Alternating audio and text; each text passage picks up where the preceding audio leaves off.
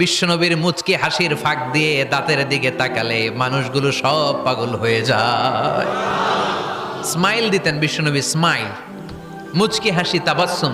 বিশ্বনবীর মুচকি হাসি দেখলে মানুষ পাগল হয়ে যেত, পাগল পড়া হয়ে যেত। তারা বলে, না না, এ মহামানব তো কখনো পাগল হতে পারে না।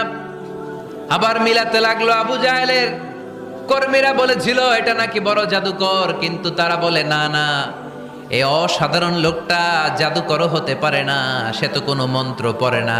জাদু করার জন্য মন্ত্র পড়ার দরকার আছে না নাই? বিষ্ণুনবী কি মন্ত্র পড়তো? বিষ্ণুনবী কি পড়ে শোনাতো? চিল্লায় বলেন, কি পড়ে শোনাতো?